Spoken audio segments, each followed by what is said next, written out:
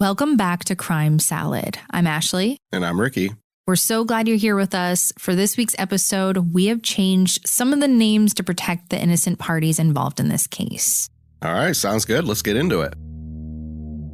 So today we are heading to LaPlace, Louisiana, a popular residential and commuter hub just west of the city of New Orleans. So we're talking like Cajun food, Louisiana bayous, swamps, alligators, all that stuff, right?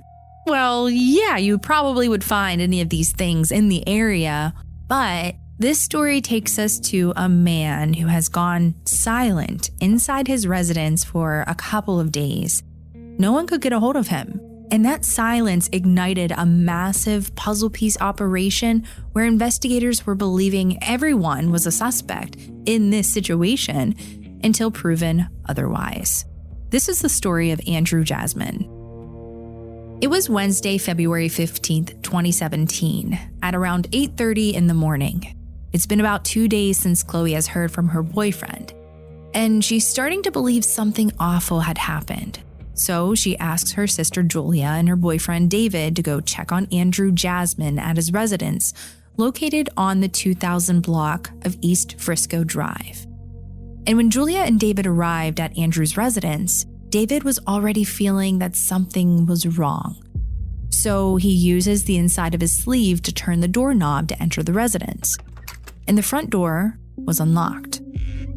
When they stepped inside the living room, everything seemed normal. The living room was clean, nothing was out of the ordinary, but that false sense of security vanished the second they looked down the hallway leading to the master bedroom. Shoe boxes were ripped open and thrown out in the hallway, and other belongings were thrown all over the floor. Someone had been tearing through all of his things looking for something specific. Okay, so someone's frantically searching for something. Yeah. So when David first saw his place was ransacked, he immediately suspected a robbery. He was already hesitant walking into the house because he used his shirt to open the door, and now he's refusing to look any further. Why are all the cases that we're doing lately dealing with doorknobs? They are? They are. I don't know. It's just like a coincidence, I guess. So anyway, his girlfriend, Julia, walked down the hallway alone, and she reaches Andrew's bedroom. She finds him deceased on his bed. His legs are touching the floor, his torso's on the bed with a pillow covering his face. So in a panic, Julia, she says that she's calling 911, but David actually tries to stop her from making the call. She calls the police, and that's when the investigation started. So I know there's a lot of different names that we talked about already in this episode. So far, we have Andrew, the deceased victim, his girlfriend, Chloe, her sister, Julia, and Julia's boyfriend, David. When the coroner arrived, the brutal reality of the crime set in, and the autopsy would later reveal that Andrew had been shot 10 times at close range. 5 of those shots were directly at his face, 4 were to his left side, and 1 was to his thigh. In homicide investigations, shooting a victim in the face that many times is a massive red flag. It is a textbook sign of a personal, possibly anger-driven attack. Also, when they find that pillow on his face, that's another huge red flag. Yeah, exactly. And on top of that, this wasn't a fresh murder. Rigor mortis had already set in, and the blood spatter that was found on the walls was completely dry. Investigators found 6 .380 shell casings and 1 9mm casing on the floor. So 2 different types of casings, so we have 2 guns here. Right.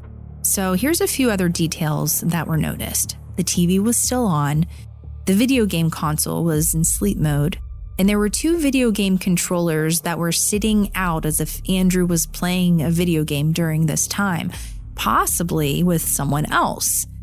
And there was no sign of forced entry. So whoever did this probably knew Andrew. Yeah, and it seems like whoever this was, Andrew knew them, let them inside like it was no big deal.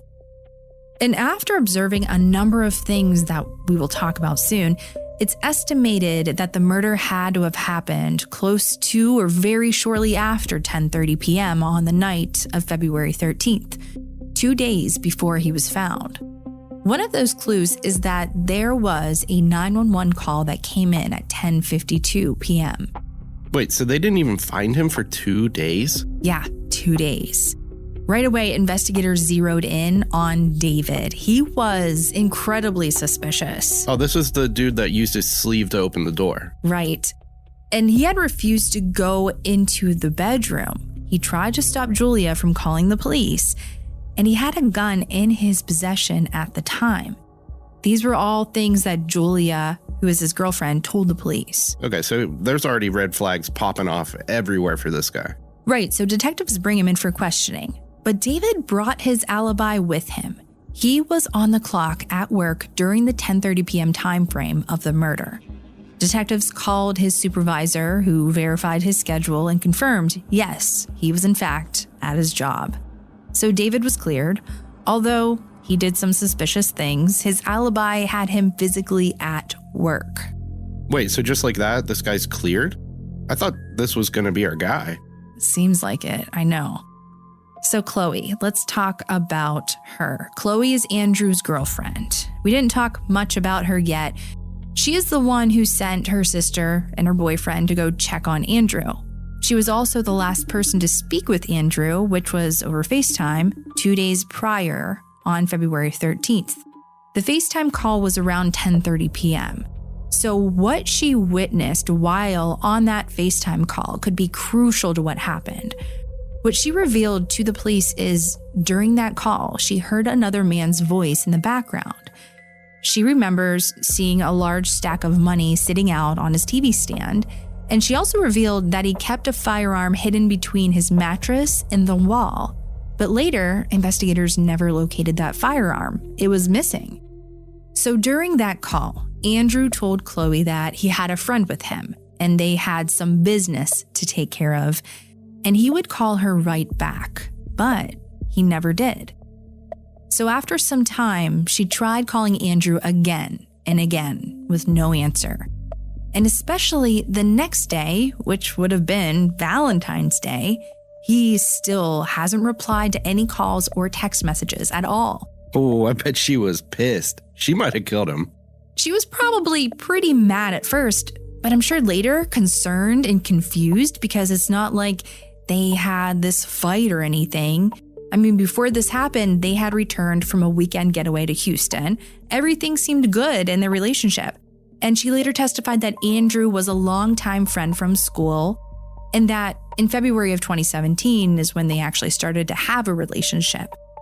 On the day that he was murdered, on February 13th, 2017, she actually was over at Andrew's house. She was cleaning, and she left around 10 o'clock at night.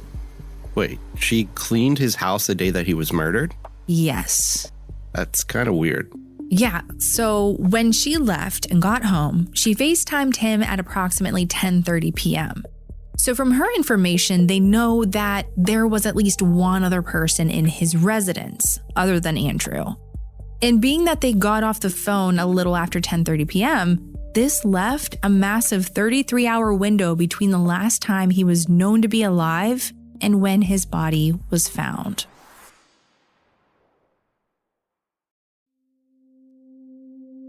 There was another person brought into questioning. We will name him Jason. Jason was Andrew's former roommate. The two had a falling out, and Jason had moved out just 2 weeks prior to this all happening. But he still had a key to the residence. Okay, so we got another dude that could be a suspect. Right. Investigators asked him about his whereabouts on the night of February 13th. But just like David, Jason's alibi was rock solid. He was staying at a hotel, and you know how hotel rooms use a hotel key to get in? Well, apparently every time you swipe your key card to open your room, that information is kept, and thankfully so, because it proved that he was going in and out of his room all night long, and this hotel was located 23 miles away. So this completely cleared him. What the hell? We're clearing another guy already? Yeah. I mean, the crime scene itself was baffling. Investigators swabbed the controllers, the victim's clothing, but they found absolutely zero DNA. The killer or killers had left no physical trace whatsoever. With no DNA and the initial suspects cleared, detectives had to look elsewhere. So they started searching their dispatch system to see if anyone had reported anything suspicious in Andrew's neighborhood over the last few days. And that is when they had to take a step back. So on the night of the murder, February 13th, neighbors were calling 911 because they heard gunshots. And one call in particular came in around 10:50 p.m. And he said that his wife heard gunshots and he saw 4 black males running, getting into a black car and leaving. This was located toward the end of his street. Now, one thing, the caller didn't have a house number and he couldn't point to exactly where these people were located or the exact property that they were running from. He can only give the dispatch operator a general direction, but he added an important detail. He saw 4 black males running, getting into a black car, and the car sped off. Well, what's frustrating here is that there was a 911 call and the neighbor did the right thing, but it still took 33 hours to find Andrew's body. What the fuck? Yeah, it's very frustrating. I mean, we see this from time to time in cases like this. You know, you would expect the police officers to go to this house, check to see if they were okay. The neighbors, they call 911 on a Monday night that they're hearing gunshots, and patrol officers, they're immediately dispatched to canvass the area. But the time that they get there on this street where this occurred, which is East Frisco Drive, the street was completely dead and quiet, and the black car was already gone. And we're assuming that they maybe, looked at the houses, maybe looked at the property, but there was no indication that someone forced themselves in at any of these houses. Honestly, I'll tell you exactly what happened. So, police officer's in his car. He's got a partner to his right in the passenger seat. They roll up and they're like, He looks at his partner and they're like, looks good to me. Do you think that's what happened? I know that's what happened. Okay, well, anyway, their hands were tied. Legally, even if they had a better idea of which house this was coming from, law enforcement, they can't just kick down a door based on a neighbor's report of gunshots.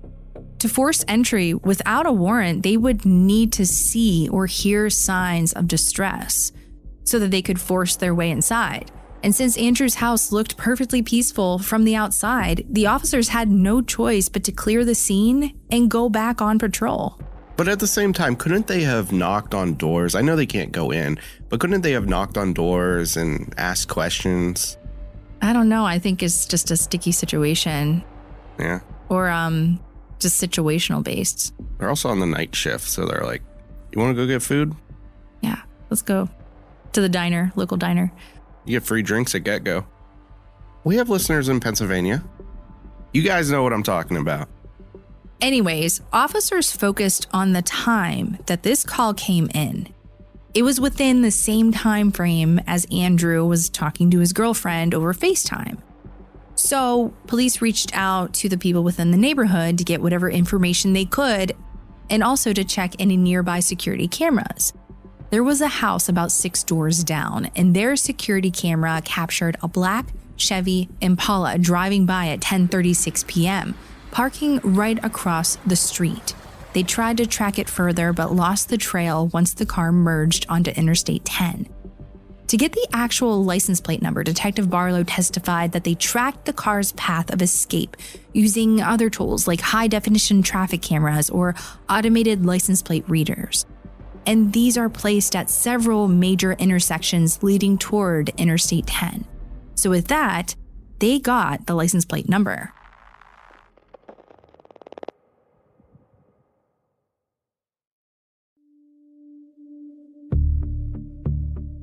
The Texas Department of Transportation linked the car to a woman who told them that she had recently sold this vehicle to a man named Dominique Barnes. Okay, cool. They got a name. So, that's huge at this point. Right.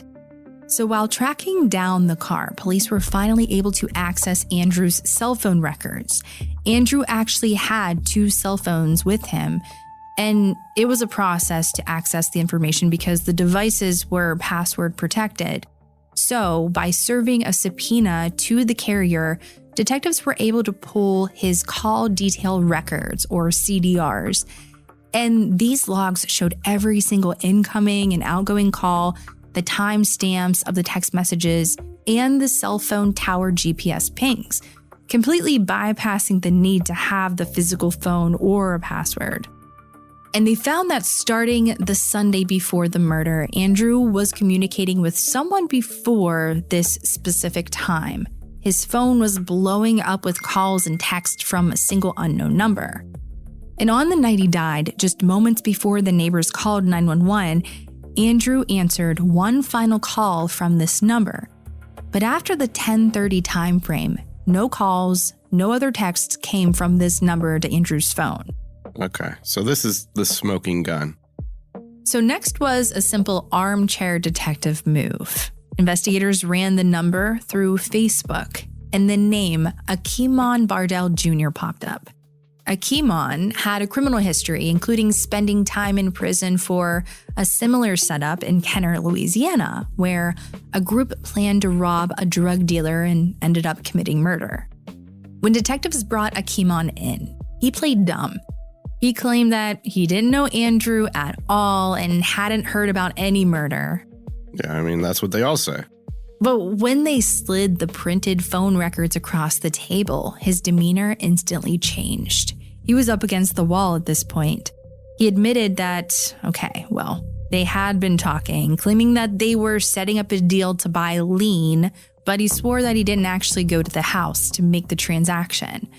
But investigators pulled his phone's GPS data, which proved that he was standing right at Andrew's front door. Okay, explain that one, Akeem. But while looking at Akimon's phone records, detectives noticed that he was in constant contact with a Texas number belonging to a man named Brandon Clegg. Investigators decided to give Brandon a call.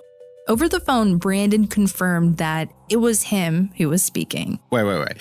I think we need to reenact this part. So let's break this down so the listeners can get a better idea. So pretend to be the police and call me. Hello, my name's Mary Lou. I am a police officer. Am I speaking to Brandon Clegg? This is he. We got him, boys. Oh, shit. Anyways, Brandon, he was the one on the phone with the police, and he admitted that he knew Akimon. But the second investigators asked if he would come in for an interview, Brandon hung up. When investigators dug further into Brandon, they found a bizarre hospital record. So shortly after Andrew's murder, Brandon had checked himself into a hospital for a self-inflicted gunshot wound to the leg. How are you going to shoot yourself in the leg? I don't know. Hospital records detailed in their handwritten notes that this was an accident, and it happened while he was sitting inside a black Chevy Impala. Okay, so this is the third time now that this black Impala has come up. Right. Detectives, they realized, we got to find this car. Where is this car? They managed to get a hold of the owner, Dominique, on the phone, and they flat out told him they're coming to Houston to speak with him. And he just hung up. He was spooked by the police. Dominique actually sold the Impala immediately to try to get rid of the evidence, and he went on the run. But the net was closing in. Brandon Clegg was eventually tracked down and arrested. And once he was in custody, the whole story spilled out. During court testimony, Brandon admitted that on the night of February 13th, he rode in the black Impala from Houston to Louisiana with Dominique Barnes and a man named Malcolm Muse. So they all arrived between 9 and 10 o'clock at night. They went to Brandon's grandmother's house and they called Akimon to come meet them. Brandon testified that Akimon told the Texas crew that he wanted to hit a lick, street slang for committing a robbery. So this actually all started when Akimon had seen an Instagram video of Andrew Jasmine flashing stacks of money.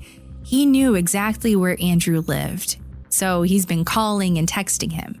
Yeah, so Andrew thought Akeem was this cool guy. Yeah, and he wanted the crew to help pull off this crazy robbery.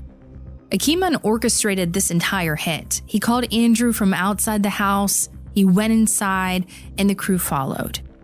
Akimon later admitted that during the chaos of the robbery, they stole Andrew's missing firearm, they threw it into the river, and though he claimed he only walked away with about $800 to $1,000, it cost Andrew his life. It's fucked. The digital evidence was the final nail in the coffin. Cell phone towers showed all 4 phones, Akimon, Brandon, Dominique, and Malcolm, pinging at the exact same location, right outside Andrew's house, at the exact time of the murder. Because of the digital trail and Brandon's own confession, the entire crew faced justice. When the arrest came down, Akimon Bardell Jr. and Malcolm Muse were charged with second-degree murder and armed robbery with a firearm.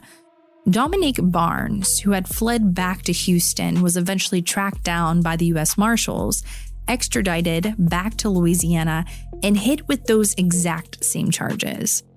Brandon Clegg, who ended up taking the stand to testify about the robbery, was initially charged with conspiracy to commit second-degree murder and armed robbery. Ultimately, a grand jury indicted all 4 men for second-degree murder.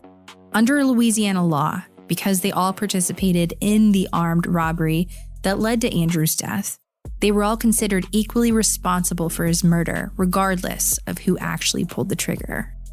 In March of 2022, Akimon, the man who orchestrated the entire hit after seeing an Instagram video, stood trial, and he was found guilty of second-degree murder. And because of his horrific actions over a handful of cash, he was sentenced to mandatory life in prison without the possibility of parole.